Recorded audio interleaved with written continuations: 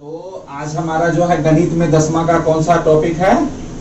त्रिकोणमिति, trigonometry. त्रिकोणमिति शब्द को थोड़ा सा हम पकड़ के ले चलते हैं थोड़ा सा कि आखिर त्रिकोणमिति, और हम पिछले क्लास में भी बताए होंगे, अभी हाल क्लास में मैथ में बता रहे थे कि हमारे गणितज्ञों ने, खासतौर पर हमारे हिंदी भाषा के गणितज्ञों ने जो नामकरण किया है, उस नाम को अगर आप थोड़ा सा उसका डिटेल जानना चाहें तो सारा सार उसमें छिपा हुआ रहता है। देखिए ये कहीं कहीं त्रिकोणमिति है, माने त्रिकोण, तीन कोण कहाँ आएगा? त्रिभुज का संबंध है, तो त्रिभुज से संबंधित तीन कोण है। इसका मतलब हम त्रिभुज के सिलसिले में ही कुछ जानेंगे, उसके कोण के सिलसिले में ही हम आगे बढ़ेंगे। तो क्या है रिश्ता कोण का उसके भुजा के साथ? बस यही है त्रिकोणमिति।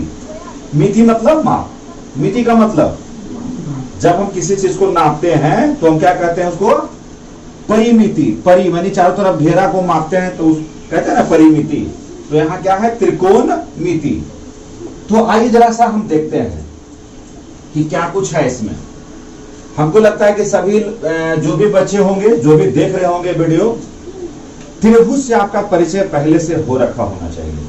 अगर आप त्रिभुज को नहीं जान रहे हैं तो हमको नहीं लगता है कि कोई फायदा होने वाला है इस क्लास से। अगर आप त्रिभुज के विषय में सब कुछ जानते हैं तो तभी आप इस क्लास में क्या कीजिएगा? एंजॉय कीजिएगा और समझ भी पाइएगा। तो सबसे पहले हम समकोण त्रिभुज की बात करते हैं। सभी बच्चे इस त्रिभुज के इस परिवार से तो परिचित होंगे ही होंगे। हमारा त्रिभुज का जो भी परिवार है उसमें से एक परिवार क्या है? समकोण त्रिभुज है।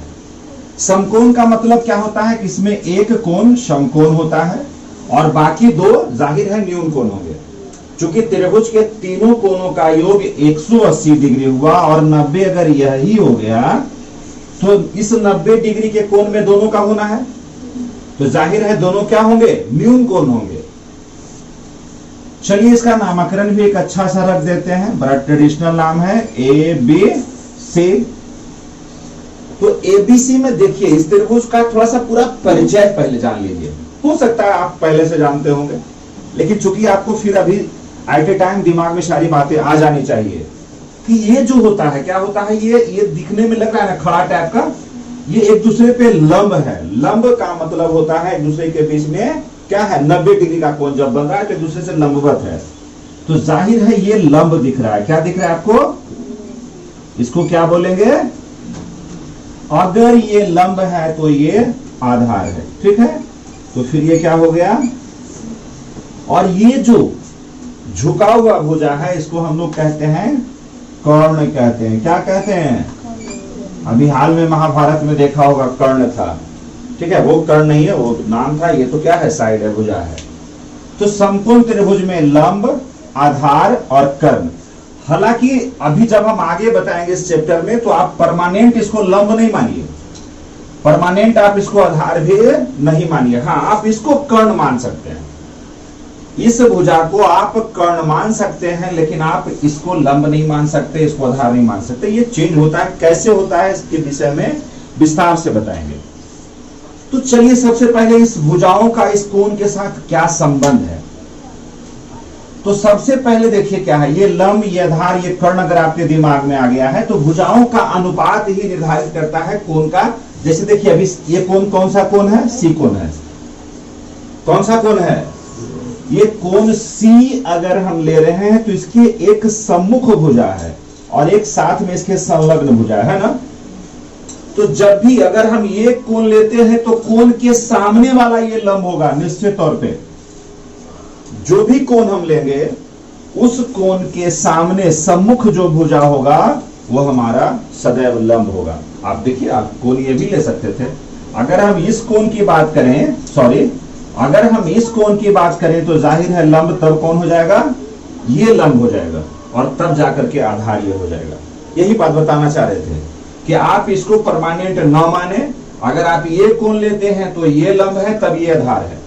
लेकिन अगर आप ये कोण लेते हैं, अगर आपको एंगल ए के कंसर्न में देखा जाए तो फिर ये लंब ये हो गया और आधार ये हो गया, लेकिन कर्ण सदैव एसी ही होगा। तो चलिए सबसे पहले बात आती है कि हमारा जो होता है, देखिए सबसे पहला रेशियो लंब बटा कर्ण। जो पहला लंब और कर्ण का रेशियो निकालेंगे तो हमको क्या निकलेगा, साइन थीटा। क्या देगा ये, नाम सुना होगा पहले, ठीक है। तो ये लंब और कर्ण का रेशियो क्या दिया हमको, साइन थीटा, ठीक है, क्लियर है। आ जाइए, अब आपको आधार और कर्ण का रेशियो क्या देता है, आधार बटा कर्ण अगर आप करते हैं तब आपको क्या होगा, कॉस थीटा का नाम सुना होगा, ठीक है। ये क्या हो गया, कॉस थीटा। और अगर हम लंब और आधार का रेशियो ले लेते हैं, अगर हम लंब और आधार का रेशियो लेते हैं तब क्या देगा हमको, tan थीटा। ये तीसरा राशि कौन है, एक tan थीटा है। ये तीन जो राशियां हैं क्या है, ये भुजाओं के अनुपात के कंसर्न में। देखिए थीटा कोण ही होता है, जी थीटा का मान एंगल है, तो एंगल और साइड का एक रिलेशन है जिसको कि आप सूत्र कह सकते हैं, सर्वसमीका कह सकते हैं। लेकिन जस्ट इसका उल्टा अगर हम कर दें तो देखिए, साइन का उल्टा जाहिर है क्या होगा, 1/sin। अगर यहां साइन था, साइन थीटा, इसका अगर उल्टा हो तो क्या हो जाएगा, 1/sin थीटा। होगा कि नहीं होगा, साइन का उल्टा क्या होगा, साइन का उल्टा क्या होगा, नाइस होगा, नहीं ना, उल्टा का मतलब सीधे 1/sin। तो जब उल्टेंगे तो क्या हो जाएगा, ये कर्ण बटा लंब, सीधे उल्टा हो जाएगा, क्या हो जाएगा ये। लेकिन इसको कहते क्या है, पहले एक बार रुक जाइए, 1/sin थीटा को हम लोग कहते हैं, क्या चीज कहते हैं, कॉसेक थीटा। क्या कहते हैं इसको, कॉसेक कहते हैं जी, कॉसेक थीटा। और ये क्या हो जाएगा फिर, कर्ण बटा लंब, उल्टा है ना जी, साइन का उल्टा है तो क्या होगा, इसको अगर उलट दोगे तो क्या हो जाएगा, कर्ण बटा लंब। आ जाइए, फिर क्या था हमारा, कॉस थीटा। अगर हम कॉस को उलट दें, कॉस को उल्टेंगे तो क्या हो जाएगा, 1/cos होगा। 1/cos को हम लोग कहते हैं सेक थीटा। क्या कहते हैं इसको, सेक थीटा कहते हैं जी। ये हो गया आपका सेक थीटा। कॉस का उल्टा 1/cos, या उसको सेक कर दीजिएगा, आप जाहिर है उलट दिए हैं तो क्या हो जाएगा, ये कर्ण बटा आधार होगा।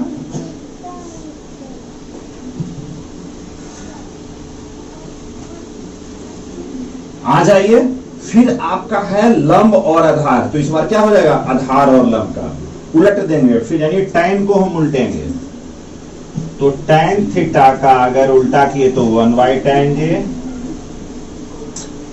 और 1/tan को हम लोग कहते हैं cot। क्या कहते हैं इसको हम, cot थीटा कहते हैं। और cot थीटा अगर किए तो उल्टे तो क्या हो गया, आधार बटा लंब, आधार बटा लंब। आप इसी मान से, इनके इन्हीं मानों से अगर आप इतना दिमाग में रखते हैं तो ये सूत्र इतना ही नहीं होता है, इसी से सब डिराइव होता है। देखिए आपको फिजिक्स में पढ़ाए होंगे कि कुछ मौलिक इकाई होती है और उससे फिर क्या होता है, मिला जुला करके जो पैदा होता है।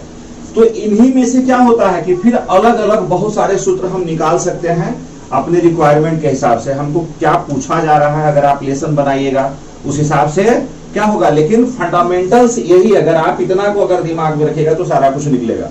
हाँ, एक बात और है कि अगर आप इसके गणित को बनाते हैं तो एक सूत्र जो क्या है, समकोण त्रिभुज में, समकोण त्रिभुज में ये सूत्र आपको हमेशा याद रखना होगा, लंब स्क्वायर जोड़ आधार स्क्वायर इक्वल टू कर्ण स्क्वायर।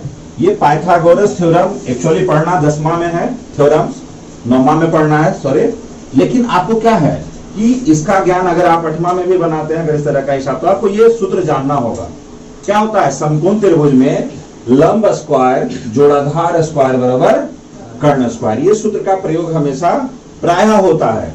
अगर आप इन चीजों को अगर थोड़ा सा, अगर इसका मैकेनिज्म समझ गए कि सूत्र कैसे निकला है, तो आप स्वयं कर लीजिए, रटने की आवश्यकता नहीं है। आप लंब और कर्ण के रेशियो को साइन थीटा, आधार और कर्ण के रेशियो को कॉस थीटा, लंब और आधार के रेशियो को tan थीटा, इसी का उल्टा किए तो सारा ये क्या हो गया, कॉसेक, सेक और कॉट थीटा। आप इजिली में इतना सारा कुछ कर सकते हैं। इसके बाद भी कुछ सूत्र हैं, तो सूत्रों की एक लंबी श्रृंखला है जो आपके बुक्स में है। आप निश्चित तौर पे उसको क्या कीजिए कि जब आपको अगर गणित में अच्छा होना है तो इन सूत्रों को क्या करना होगा, आपको पकड़ करके क्या करना है, थोड़ा देर के लिए इसमें फिट कर देना है। सभी इसी से पैदा हुए हैं, लेकिन सूत्र की एक लंबी श्रृंखला है। 8 से 10 और सूत्र होंगे जो अगर तुम याद कर लोगे और अगर बनाना चाहोगे तो निश्चित तौर पे बनेगा। तो इतना आप अगर देख लिए हैं तो आप देखिए बुक्स का पहला क्वेश्चन कहीं है तो लाइए जरा सा।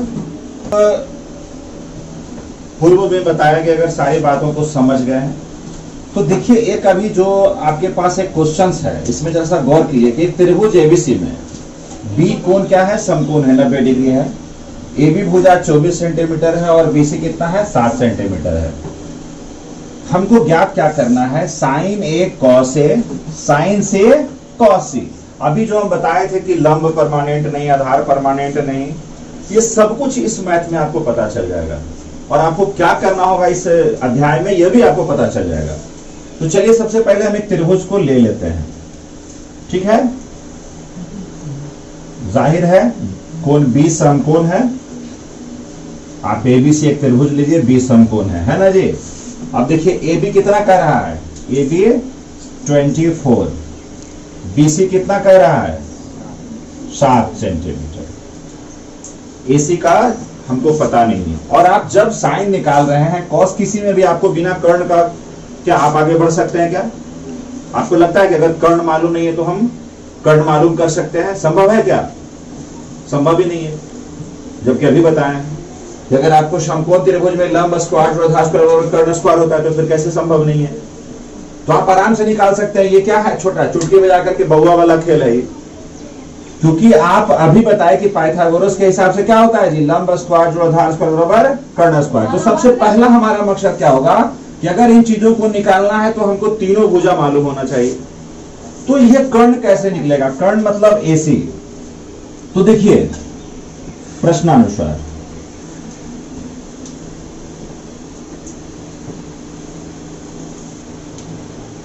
इस त्रिभुज में क्या हो गया, देखिए तो हमको कर्ण कैसे निकलेगा, AC स्क्वायर इक्वल टू क्या होगा, AB स्क्वायर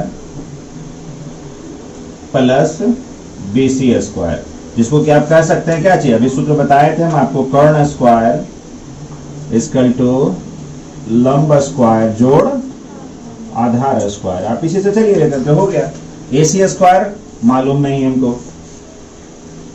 AB कितना है 24, BC हमको मालूम है 7। चलिए 24 का स्क्वायर कितना हो जाएगा,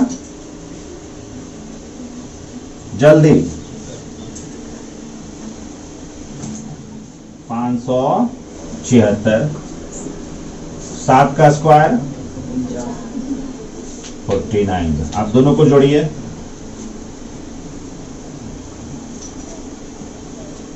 9 6 बचा 1, 7 4 11, 1 12 का 2 बचा 1, 5 और 1 625। AC square equal to then AC equal to, देखिए इधर से स्क्वायर हटेगा तो रूट हो जाएगा जी 625 का वर्गमूल निकाल लीजिएगा 25 सेंटीमीटर। यानी हमको कर्ण भी प्राप्त हो गया 25 सेंटीमीटर। अब जो कह रहा है कि देखिए अभी क्या कर रहा है, साइन A, जाहिर है हमको ये कोण लेना है, साइन A है। अभी हम बताए थे इस तरह का प्रश्न, ये साइन A है तो साइन A है तो लंब कौन सा हो जाएगा अभी, अब बताइए लंब इसके लिए BC होगा कि AB होगा, होगा ना, क्योंकि अगर ये एंगल लेंगे तो इसके सामने ये लंब होने जा रहा है तो जाहिर है इसके संलग्न में ये क्या हो जाएगा, आधार हो जाएगा। कर्ण तो चेंज होता नहीं है। तो आ जाइए पहला में, जो आपको पहला क्वेश्चन दिया गया है साइन A, तुम ही लोग खुद बताना कि साइन A क्या अब मुश्किल काम रहा बताना।